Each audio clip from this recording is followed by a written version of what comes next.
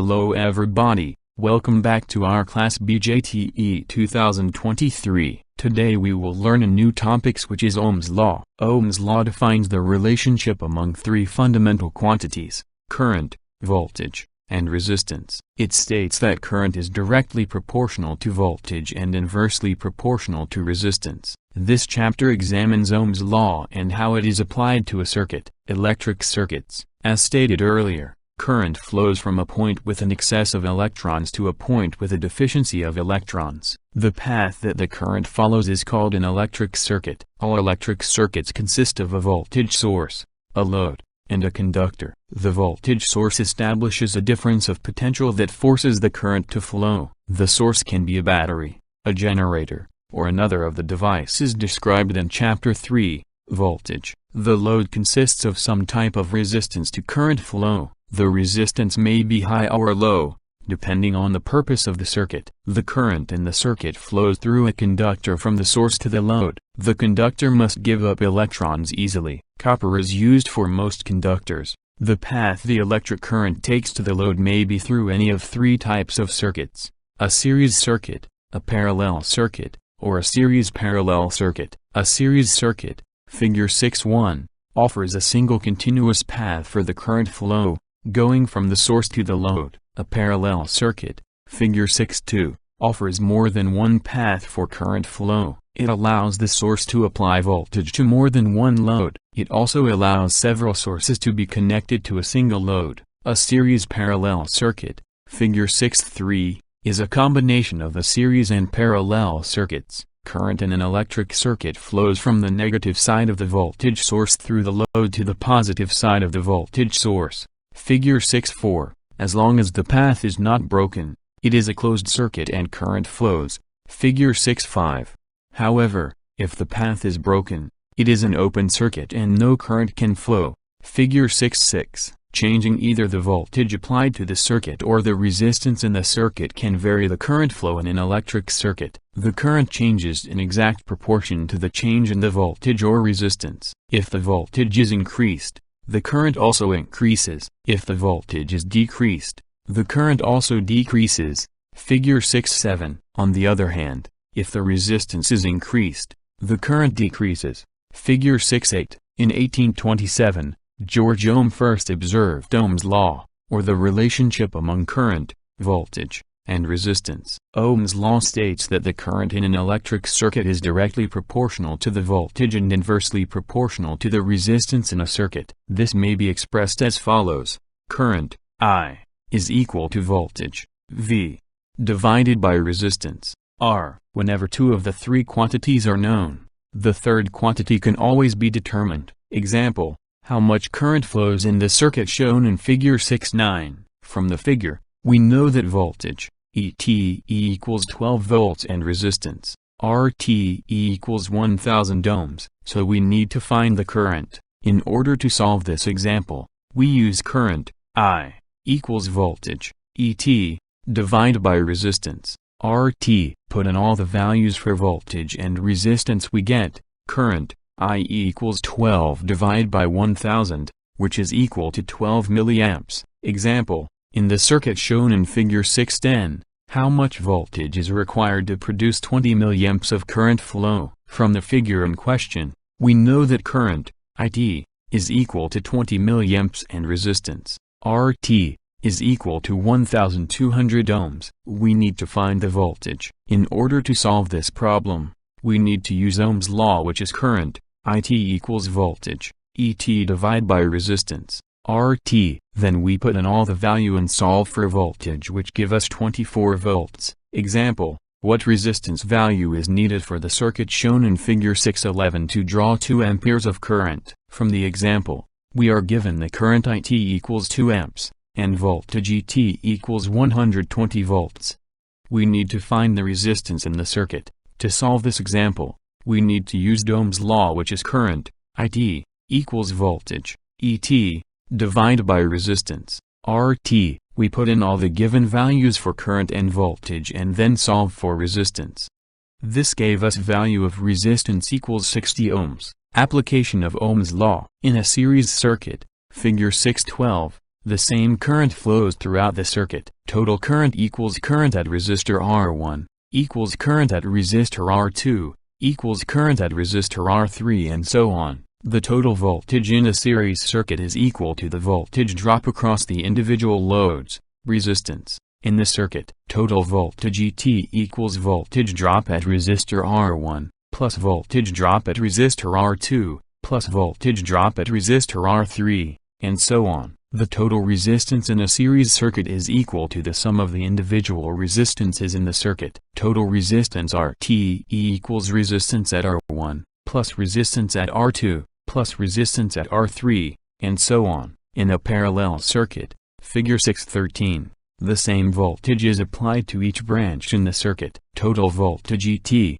equals voltage at resistor R1, equals voltage at resistor R2, equals voltage at resistor R3, and so on. The total current in a parallel circuit is equal to the sum of the individual branch currents in the circuit. Total current IT equals current at resistor R1, plus current at resistor R2, plus current at resistor R3, and so on. The reciprocal of the total resistance is equal to the sum of the reciprocals of the individual branch resistances. 1 over R total equals 1 over R1, plus 1 over R2, plus 1 over R3, and so on. The total resistance in a parallel circuit will always be smaller than the smallest branch resistance. Ohm's law states that the current in a circuit, series, parallel, or series parallel, is directly proportional to the voltage and inversely proportional to the resistance. In determining unknown quantities in a circuit, follow these steps. 1. Draw a schematic of the circuit and label all known quantities. 2. Solve for equivalent circuits and redraw the circuit. 3. Solve for the unknown quantities. Example, what is the total current flow in the circuit shown in figure 6.14? First step in solving this problem is to draw a schematic of the circuit and label all known quantities, which has been done in figure 6.14. The second step is solve for equivalent circuits and redraw the circuit. In order to find the equivalent circuit, we need to find the total resistance for all three resistors in the figure 6.14. We know that all three resistors in figure 6.14 are in series, therefore we can find the total resistance by total resistance. RT equals resistor R1, plus resistor R2, plus resistor R3, which is equal to 2240 ohms. We redraw the schematic circuit as in figure 6.15. The third step is to solve for unknown quantity. For this example, the unknown quantity is total current. Using Ohm's law, total current, IT equals total voltage, ET divided by total resistance, RT. Put in all the values for total voltage, 12 volts, and total resistance, 2240 ohms. We get total current, IT is equal to 5.4 milliamps. Example, how much voltage is dropped across resistor R2 in the circuit shown in figure 6.16? First step in solving this problem is to draw a schematic of the circuit and label all known quantities, which has been done in figure 6.16. The second step is solve for equivalent circuits and redraw the circuit. In order to find the equivalent circuit, we need to find the total resistance for all three resistors in the figure 6.16. We know that all three resistors in figure 6.16 are in series, therefore we can find the total resistance by total resistance. RT equals resistor R1, plus resistor R2, plus resistor R3, which is equal to 10,700 ohms. We redraw the schematic circuit as in figure 6.17.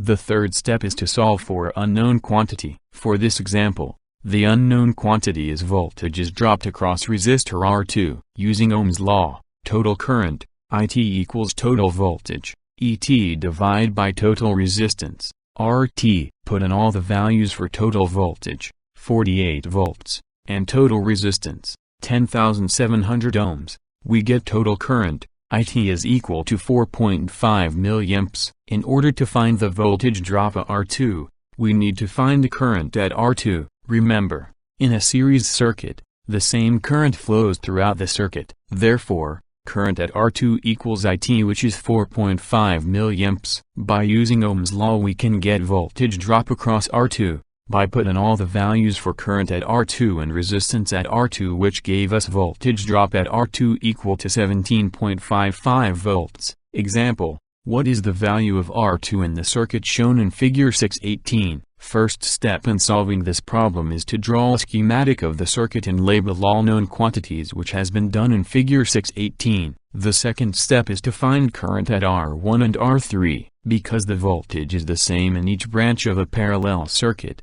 each branch voltage is equal to the source voltage of 120 volts. Therefore, current at R1 equals voltage at R1, which is equal to source voltage, 120 volts, divided by resistance at R1, 1000 ohms, equals 0.12 amps. Current at R3 equals voltage at R3, which is equal to source voltage, 120 volts, divided by resistance at R3, 5600 ohms, equals 0.021 amps. Next step is to solve the unknown quantities. In this step, we need to find what is current at R2. In a parallel circuit, the total current is equal to the sum of the currents in the branch currents. Therefore, total current, IT, equals current at R1, plus current at R2, plus current at R3. Put in all the values for total current at R1 and current at R3, we get current at R2 is equal to 0.059 amps. Next,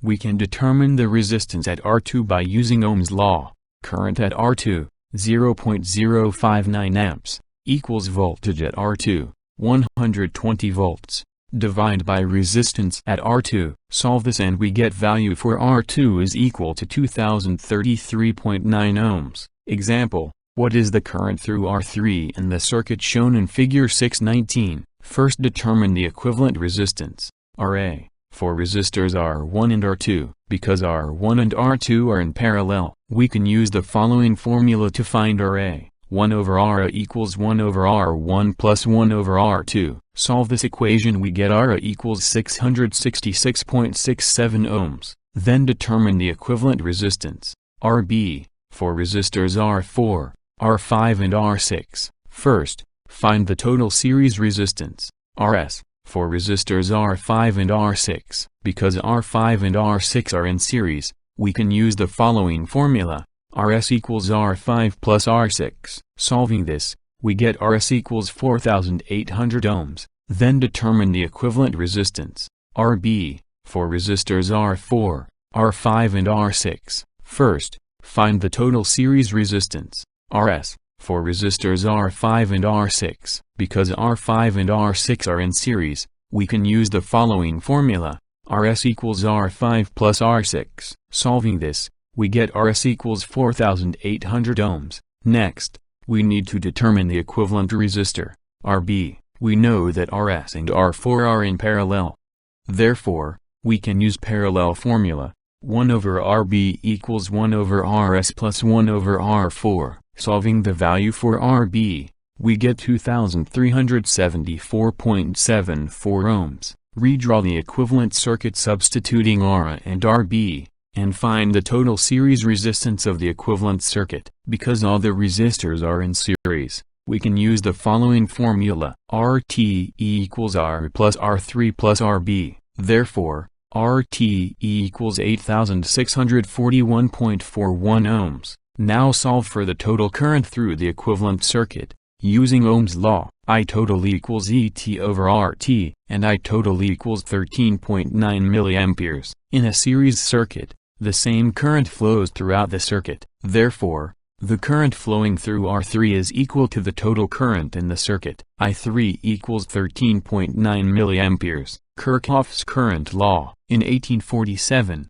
G.R. Kirchhoff extended Ohm's law with two important statements that are referred to as Kirchhoff's laws. The first law, known as Kirchhoff's current law, states the following: the algebraic sum of all the currents entering and leaving a junction is equal to 0. Here is another way of stating Kirchhoff's current law. The total current flowing into a junction is equal to the sum of the current flowing out of that junction. A junction is defined as any point of a circuit at which two or more current paths meet. In a parallel circuit, the junction is where the parallel branches of the circuit connect. In figure, point A is one junction and point B is the second junction. Following the current in the circuit, IT flows from the voltage source into the junction at point A.